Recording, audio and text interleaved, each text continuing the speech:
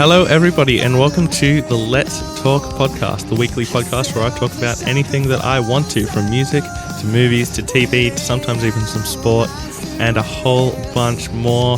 My name is Christian Doyle. I'm the lead guitarist in progressive rock band SEVSONS from Australia, and I'm also the sole member of the alternative rock band Cross the Line. There's been a lot going on this week. There's been new music from bands like Deftones and letlive, Angels and Airwaves surprised us all with a new EP, and Erra also released an album this week, so there's a lot going on in that regard. The Star Wars Rogue One trailer was released this week, which is really exciting, and my track of the week is going to be from one of the bands that supported us on our first ever headline show. They're called Ebonivory.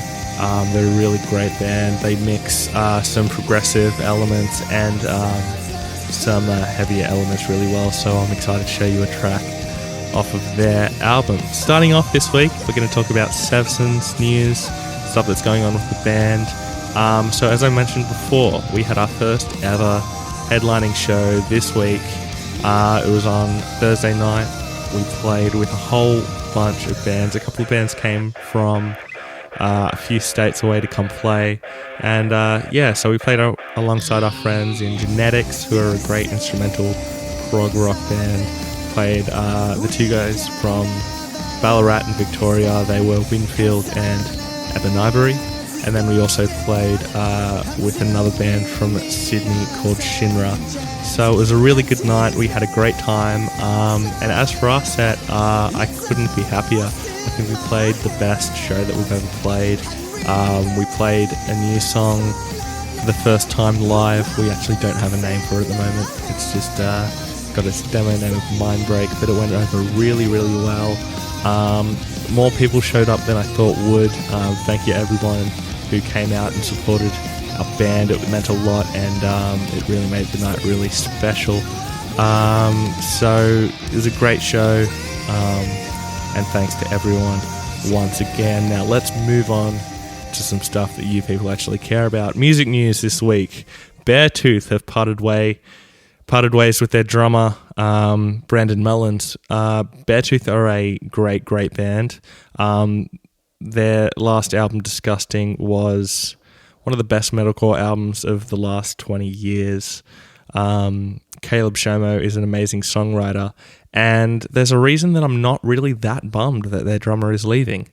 For those of you who don't know, Beartooth are a weird band. Caleb, their singer, actually records every instrument himself, so he records the album as if it's a solo project, and then the other touring members are full-fledged members, but they just tour. So he's got Beartooth, the recording band, which is just himself, and then Beartooth, the touring band, which has all those guys. So them losing their touring drummer, I'm not that bummed about, because I know the record's still going to be great, because Caleb is an amazing drummer.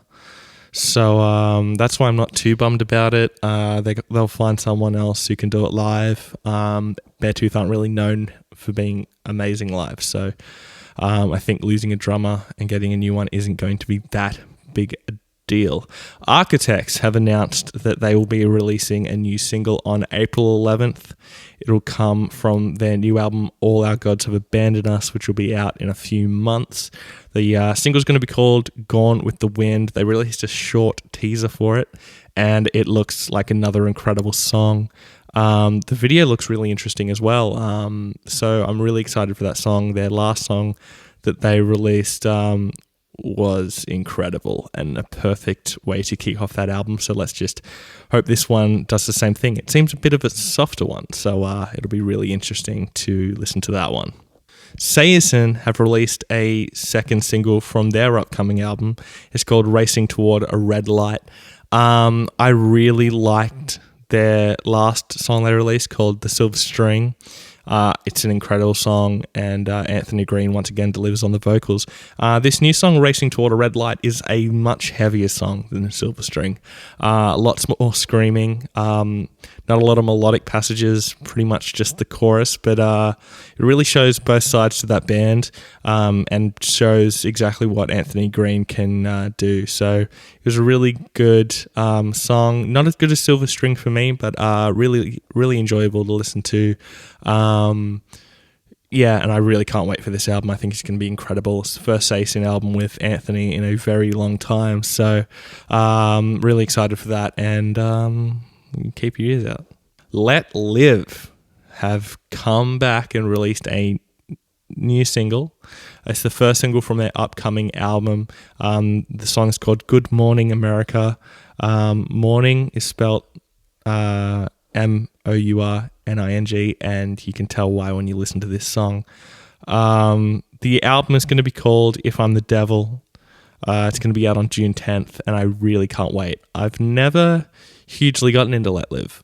I've liked a few songs here and there. Mother from their first record is incredible. One of the best songs I've heard in a very long time. But yeah, Good Mourning America. What an incredible song.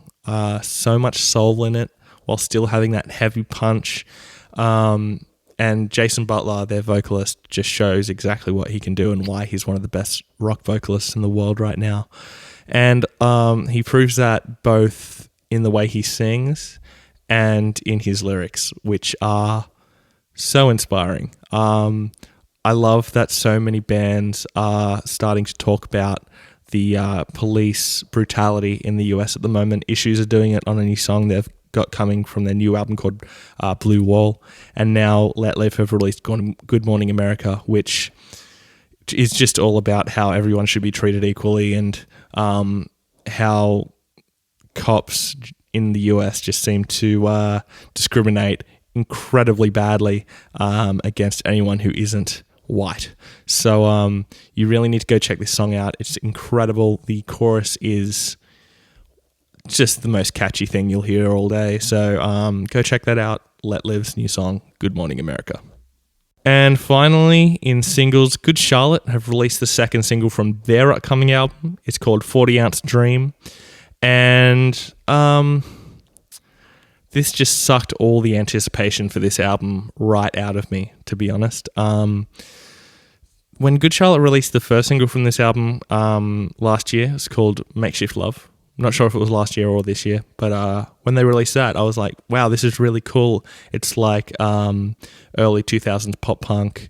It had a bit of acoustic guitar in there, and the chorus was really, really great. So I was really stoked to hear that they were coming back and releasing stuff like that. And then I put on 40 Ounce Dream, and it's shit. I don't know how else to put it. It's just really boring to listen to.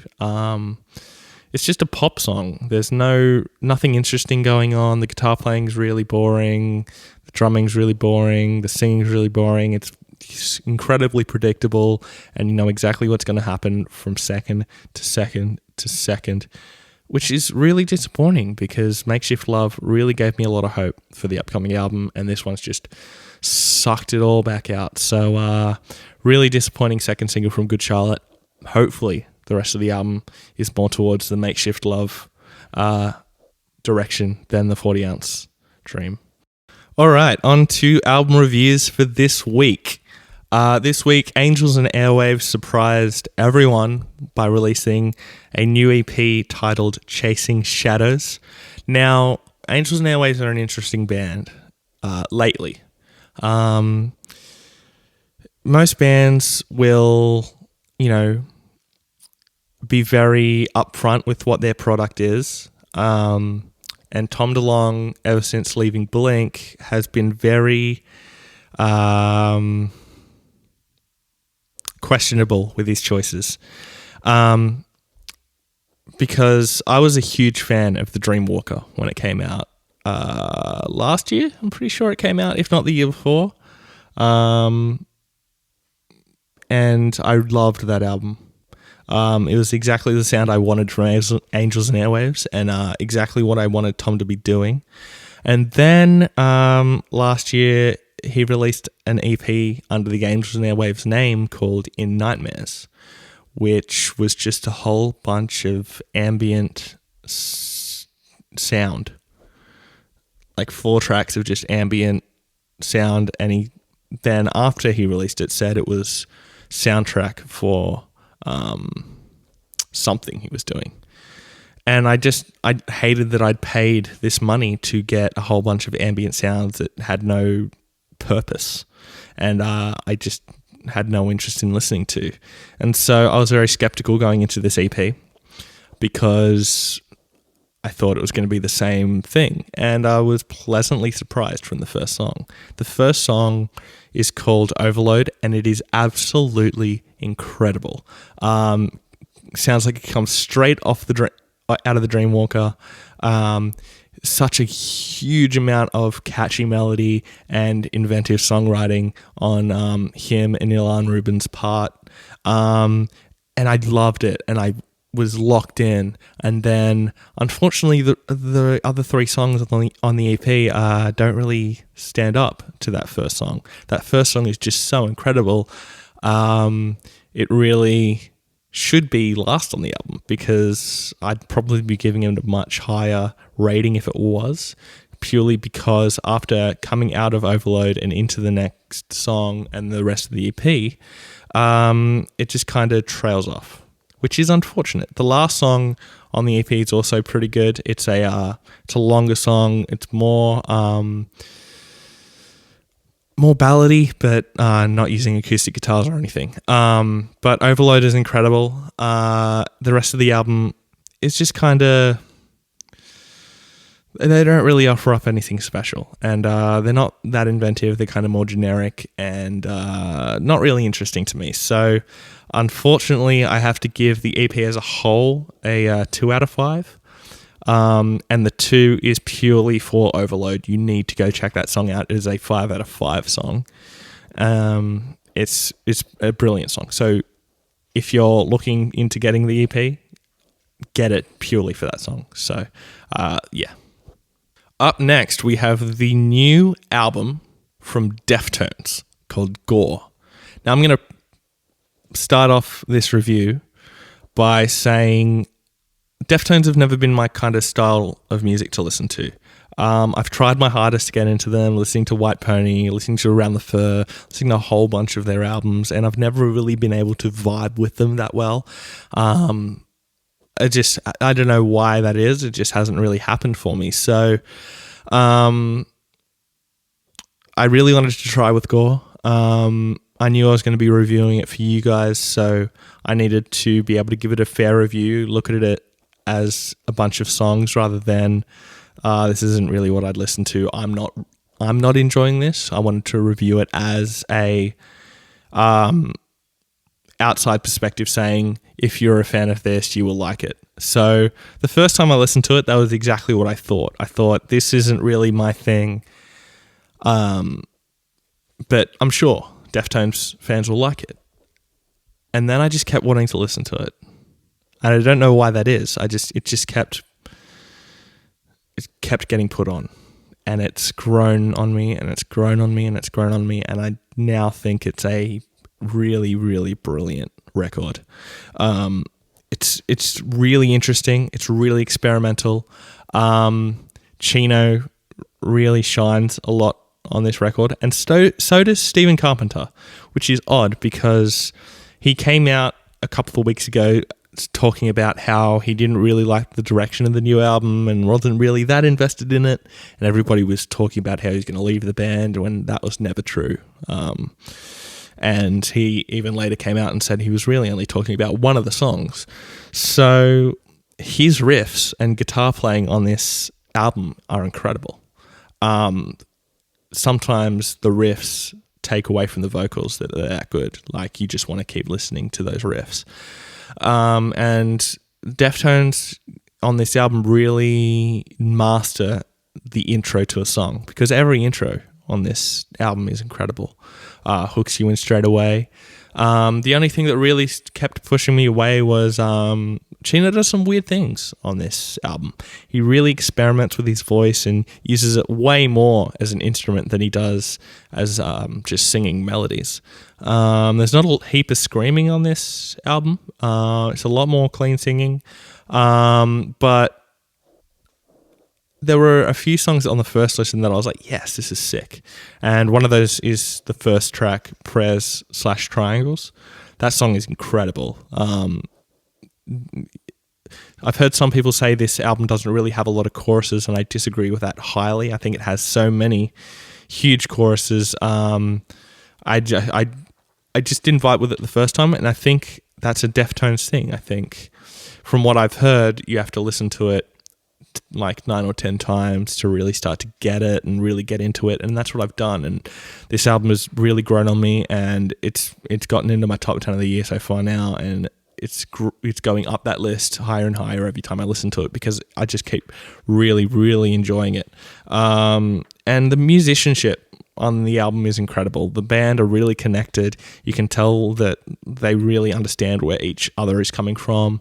And Steph Carpenter really, I think, during the recording process, understood what they were going for, eventually got on board, and then really delivered in what he did around the nature of the album. So, top 3 for the album for me is Prayers Triangles, Hearts Wires, and Phantom Bride, which I've heard is a song that Deftones haven't really done before. Is a completely different style for them, and it's probably my favorite on the album. I think it's incredible. It's a great, long, epic song. Some great guitar playing. The melodies are constantly stuck in your head, and just incredible. So I'm going to give the album a 4 out of 5. I've only listened to it about 5 or 6 times now. That score may go up because it gets better with each listen. So definitely check out this album from Deftones. It's definitely my favorite of theirs. I need to go back now and listen to White Pony and a whole bunch of their old albums and really get back into them because this album really turned me around. Finally, on albums this week, we have the new album from progressive metalcore band Erra. Their new album is called Drift. It's out on Sumerian Records this week. And I've never listened to Erra. I know they've put out a whole bunch of albums and EPs, and apparently their last EP was really great. So I saw the tag progressive metalcore in their genre, and I thought I should definitely check them out, considering I'm a huge prog rock fan. And I enjoy this album. It's not a prog metal album. It's definitely walking the line of going to metalcore or going to progressive metal. And they toe that line a lot throughout this album. There's lots to really love. And them towing that line is definitely not a hindrance in the album. In fact, it makes it stand out from a lot of the metalcore going on at the moment. Erra, to me, if you're a prog rock fan, you know of a band called Periphery. I think they do that style of music a lot better than Periphery. And I know that's going to be an unpopular opinion because Periphery are one of the biggest bands in progressive metal at the moment. But I think Erra really nail doing some proggy elements with the guitar and drum work, and then having the sing-scream combination. And the album is full of huge riffs, and every main riff that gets played throughout the songs is always a banger. You can always tell that they've put a lot of thought into what they're doing and into the direction of how the song is going. So the musicianship is great. They really lock together, and it's not too overproduced, which is good. It doesn't sound like a computer playing. It does sound like guys in a room. And the vocals are really great, I think.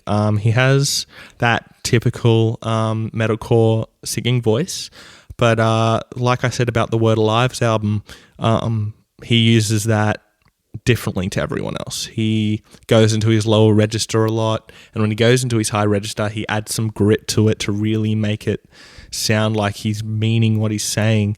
And the melodies are huge. You'll be singing the choruses for days. And the way they incorporate screaming into this album is really cool. They don't just do the typical, okay, we'll do a scream section, sing section, scream section, sing section, and just like swap in between the whole time. They do add screams into some weird spots in the song at the moment, which is a good thing. I think they needed to do that to differentiate themselves. And they definitely do that. So some negatives for the album are the record really never changes pace a lot. It's a lot of just the one kind of song. There's some soft intros to songs, stuff like that, but really all the songs have the same pace, same, kind of sound. So coming up towards the end of the album, they did start to blend together a little bit, but having said that, some of the best songs are at the end of the album. So overall, it's a good album. It's also in my top 10. It's the one below Gore at the moment. It was above Gore for a bit and then came back down. But it's a great album. It's full of absolute bangers. The top 3 for me are Sleeper, Luminous, and Orchard. They are definitely the 3 best on the album. So I do highly recommend that you go check out the album, give it a listen, see what it's like, and a good album. So I'm going to give it a 3.75 out of 5. All right, final bit of news for this week. This week we got the first teaser trailer for the new Star Wars film, Rogue One, A Star Wars Story. Formerly called Star Wars Anthology Rogue One. I much preferred the anthology title, but hey, what are you going to do? They changed it and made it a Star Wars story for a marketing thing. And this trailer is incredible. Just some great imagery, but not just imagery. So if you think back to the first teaser trailer for Star Wars The Force Awakens, it was just a whole bunch of imagery. We got no story, any of that kind of stuff. And this one is much different. You get quite a bit of story. Not anything that's going to tell you this is exactly how the film's going to go. Just, here's Felicity Jones. She's not part of the Rebel Alliance. They capture her, read out all these charges, and she goes, this is meant to be a rebellion, I rebel, to Mon Mothma, which that actress who's playing Mon Mothma looks dead on. I think she was born to play Mon Mothma because she looks exactly like her. As well as that, it's just so much great imagery. Forrest Whitaker looks incredible.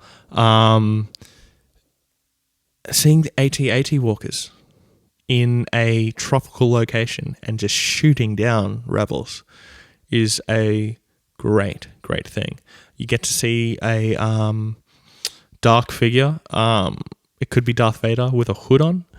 I don't know why he'd be in a hood, because he's never been in a hood before and he doesn't even have a hood in his outfit. So, hey, could be someone new, could be Darth Vader. But I think we definitely hear some Darth Vader breathing in the last shot of the trailer when she's in that tunnel and it lights up. I swear, if you listen, you hear a breath. So I think that may be Vader. And you also see a Grand Admiral in all white, which a lot of people are saying maybe Grand Admiral Thrawn. Thrawn is all blue, though, and has red eyes. They could be changing his look because that is from the Legends material. But overall, I thought the trailer was really incredible. I really can't wait for this film. The Force Awakens blew me away. I love that they're telling a story outside of the original trilogy, talking about how the rebels stole the plans of the Death Star. Speaking of which, seeing that gunplate get put into the Death Star in that trailer, what an incredible shot. And the ships look old school, like from the original trilogy. They look like they're using the models, not CGI. The CGI is that good. But sorry, I diverted from what I was saying. The trailer is incredible. I really cannot wait for this album, for this movie. One Star Wars movie a year is going to be incredible. I think they're going to start doing 2 a year if Rogue One explodes. But overall, yeah, this trailer was incredible. I can't wait to see the film. And yeah, that's all I have to say about that. All right, thank you for listening this week. I really hope you've enjoyed it. I've had a great time doing it once again. If anybody is listening right now and wants to co-host a show with me, you can Skype in, you can come to my studio here. I'd love for that to happen. It'd be really great to have someone to talk back and forth with about the albums that I review and all the news that comes out, and then all the trailers and movies and all that kind of stuff. So please hit us up on email. I've got my email address down below. This week, the track of the week, I'm going to give to Ebonivory. They played with us at our headline show this week. This band are great. Check them out. My name has been Christian Doyle. Thank you so much for listening. Fresh Currents.